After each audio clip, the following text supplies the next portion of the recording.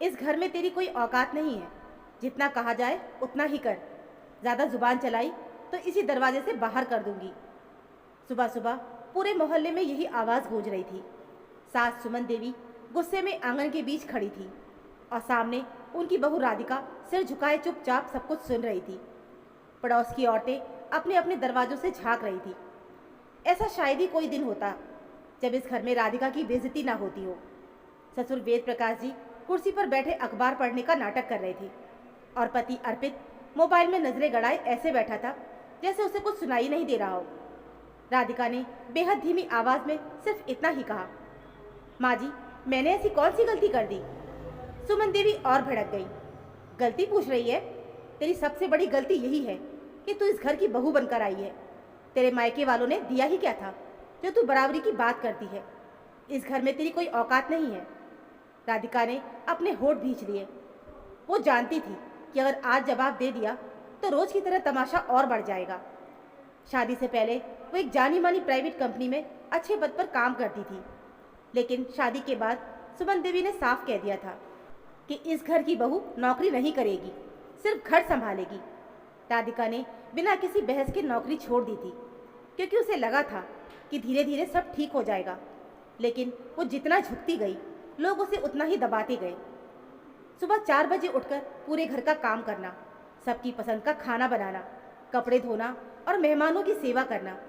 इस सब के बाद भी शाम होते होते उसे वही ताना सुनने को मिलता था, तू करती क्या है पूरे दिन? उस दिन जब अर्पित ऑफिस जाने लगा तो राधिका ने हिम्मत जुटा के कहा, मुझसे 2 मिनट बात कर लीजिए। अर्पित ने बिना उसकी तरफ देखे ही कहा, ऑफिस के लिए देर हो रही है, शाम को बात करेंगे। राधिका ने उसका हाथ पकड़ते हुए कहा, आप हर बार यही कहते हैं लेकिन मेरी बात कभी नहीं सुनते। अर्पित ने झटके से अपना हाथ छुड़ाया और ठंडी आवाज़ में बोला, माँ जैसी हैं वैसी ही रहेंगी, तुम ही थोड़ा एडजस्ट कर लो। हर छोटी बात का बतंगड़ मत बनाया करो। अर्पित के जाते ही सुमन देवी फिर से शुरू हो गई, अब मेरे बेटे को भी मेरे खिलाफ भड़काएगी? याद रख, इस घर में तुम्हारी आवाज़ की कोई कीमत नहीं है। राधिका ने पहली बार सीधे उनकी आंखों में देख कर कहा, मैं किसी को भड़का नहीं रही हूँ माँ जी, सिर्फ सम्मान मांग रही हूँ। सुमन देवी जोर से ठाका मारकर हंस पड़ी। सम्मान? सम्मान कमाया जाता है, बहू मांगा नहीं जाता। और तेरे जैसे लोगों को सम्मान नहीं, सिर्फ काम दिया जाता है। राधिका बिना कुछ बोले अपने कमरे में चली गई। उसने अलमारी के सबसे ऊपरी हिस्से से अपनी पुरानी फाइल निकाली जिसमें उसके सारे सर्टिफिकेट्स, पुराने ऑफर लेटर्स और डिग्रियां संभाल के रखी थी। उसने काफ़ी देर तक उन कागज़ों को देखा। उसकी आंखों में आंसू नहीं थे, लेकिन एक अजीब सा ठहराव और दृढ़ता आ चुकी थी। वो समझ चुकी थी कि चुप रहने से इस घर में कुछ भी बदलने वाला नहीं है। अगली सुबह भी घर का माहौल वैसा ही था। राधिका सबसे पहले उठी, चाय नाश्ता तैयार किया, ससुर जी को समय पर दवा दी और रसोई समेटने लगी। सुमन देवी हर काम में मीन मेख निकाल रही थी, कभी दाल पतली बताते हुए तो कभी रोटी गोल ना होने का ताना देते हुए बर्तन पटक रही थी ताकि राधिका को मानसिक रूप से परेशान कर सके। लेकिन सबसे ज़्यादा तकलीफ राधिका को अर्पित के रवैये से होती थी, जो सब कुछ देखकर भी ऐसे निकल जाता जैसे घर में कोई अजनबी रहता हो। दोपहर को कमरे की सफाई कर रही थी कि तभी उसकी पुरानी सहकर्मी और सहेली ऋचा का फ़ोन आया। ऋचा ने पूछा, कैसी हो राधिका? बहुत दिनों से कोई खबर नहीं मिली। राधिका ने पहले तो सब ठीक होने का नाटक किया, लेकिन बात करते करते उसकी आवाज़ भर आई। ऋचा उसकी खामोशी को समझ गई और बोली, राधिका, हमारी कंपनी में फिर से एक बड़ी वैकेंसी निकली है। अगर तुम चाहो तो इंटरव्यू दे सकती हो। तुम्हारा पिछला ट्रैक रिकॉर्ड बहुत अच्छा था, तुम्हें तुरंत मौका मिल सकता है।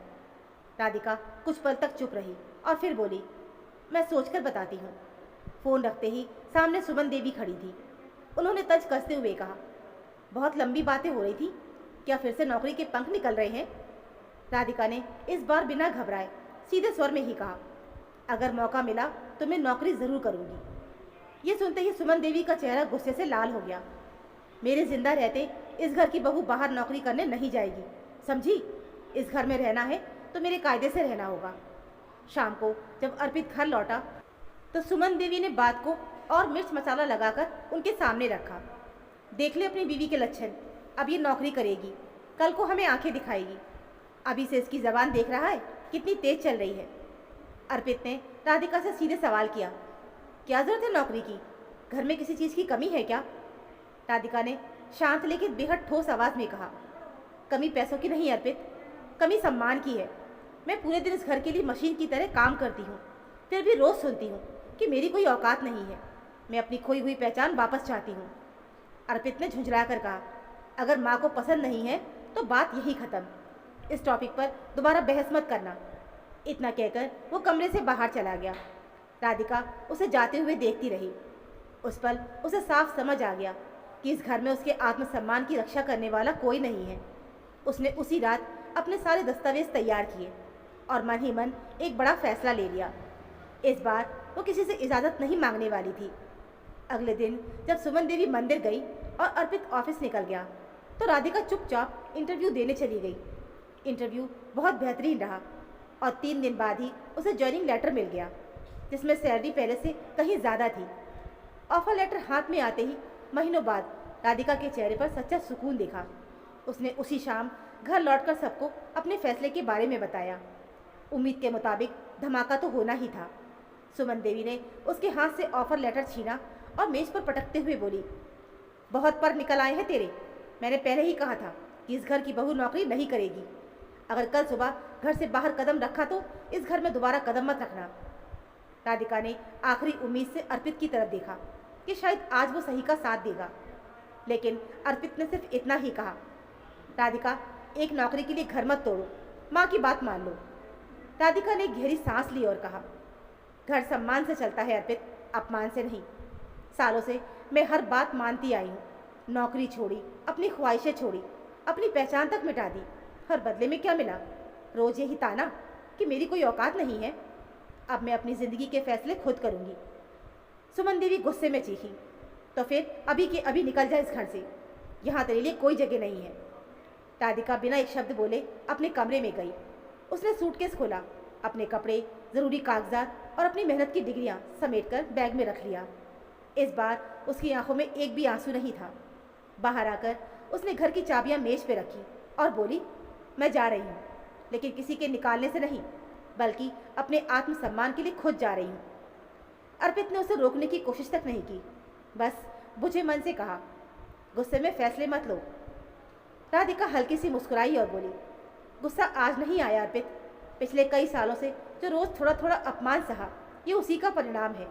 आज सिर्फ फैसला लिया गया है। इतना कहकर वो हमेशा के लिए उस घर की दहलीज पार कर गई।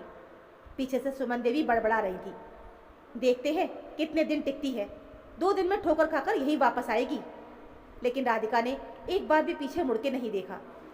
शुरुआत के 2-3 दिन तक सुमन देवी पूरे मोहल्ले में राधिका की बुराई करती रही कि बहू में संस्कार नहीं थे, लेकिन धीरे धीरे घर की सच्चाई बदलने लगी। राधिका ने अपनी नई नौकरी शुरू कर दी थी। उसने अपने पैसों से एक छोटा सा किराए का फ्लैट लिया और स्वाभिमान से अपनी ज़िंदगी जीने लगी। अब महीने के आखिरी में उसकी मेहनत की कमाई उसके हाथ में होती थी और सबसे बड़ी बात, वहाँ उसे सुबह से रात तक कोई ये एहसास कराने वाला नहीं था कि वो किसी पर बोझ है। दूसरी तरफ सुमन देवी की घर की हालत बिगड़ने लगी थी। अब उन्हें समझ आ रहा था कि जिस बहू को वो दिन रात कोसती थी, वही पूरे घर को बिना किसी शिकायत के संभालती थी। रसोई से लेकर घर की हर जिम्मेदारी अब खुद सुमन देवी पर आ गई थी, जिससे उनकी कमर टूटने लगी। अर्पित भी अब जब ऑफिस से थककर घर लौटता और घर को बिखरा हुआ देखता तो उसे राधिका की कमी और अपनी चुप्पी का एहसास होता। अर्पित ने कई बार राधिका को फ़ोन किया, लेकिन उसने फ़ोन नहीं उठाया। आखिरकार उसने मैसेज किया, घर वापस आ जाओ, हम सब कुछ ठीक कर लेंगे। राधिका ने मैसेज पढ़ा पर कोई जवाब नहीं दिया। कुछ हफ्तों के बाद अर्पित और सुमन देवी दोनों पता लगाते हुए राधिका के फ्लैट पर पहुंचे। सुमन देवी की आवाज़ में अब वो पुराना वाला अहंकार नहीं था। उन्होंने दबी आवाज़ में कहा, बहू, जो हुआ उसे भूल जाओ और घर वापस चल। राधिका ने शांत नज़रों से दोनों को देखा और कहा, माँ जी, जब मैं रोज़ आपके घर में अपमान का घूंट पी रही थी तब किसी ने नहीं कहा कि सब ठीक कर लेंगे। तब तो आपको मेरी कोई औकात नहीं देखती थी। आज आपको अपनी रसोई और आराम के लिए मेरी ज़रूरत पड़ी तो मैं याद आ गई। अर्पित ने सिर झुकाकर कहा, राधिका, मुझसे गलती हुई है, मुझे उस वक्त तुम्हारा साथ देना चाहिए था।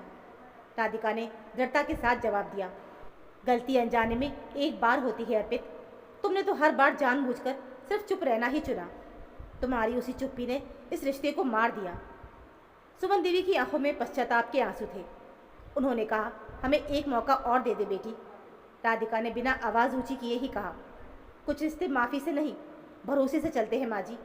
और मेरा वो भरोसा आप लोगों ने उसी दिन तोड़ दिया था जिस दिन मुझे इंसान की जगह एक बिना जान की कठपुतली समझ लिया था। अब मैं वापस नहीं आ सकती। उसने ना अपनी सास को माफ़ किया और ना ही उस कमज़ोर पति के पास वापस जाने का फैसला लिया। उसने अपनी नई जिंदगी, अपने आत्मसम्मान और अपने मानसिक सुकून को हर खोखले रिश्ते से ऊपर रखा। उस दिन राधिका को महसूस हुआ कि उसने खुद के साथ न्याय किया था। तो दोस्तों, रिश्ते कभी भी एक तरफा समझौते से नहीं चलते। जो इंसान आपके मौन को आपकी कमज़ोरी समझ ले, उसे अपनी कामयाबी की आवाज़ सुनाना बहुत ज़रूरी हो जाता है। याद रखिए, जहाँ आदर नहीं वहाँ आत्मसम्मान के साथ पीछे हट जाना ही सबसे बड़ा न्याय है। तो दोस्तों, ये थी हमारी आज की कहानी। आशा करती हूँ आपको ये कहानी ज़रूर पसंद आई होगी। कहानी अच्छी लगी हो तो प्लीज़ वीडियो को लाइक और चैनल को सब्सक्राइब ज़रूर कर लीजिएगा। मिलते हैं फिर एक और ऐसी नई कहानी के साथ। तब तक के लिए धन्यवाद।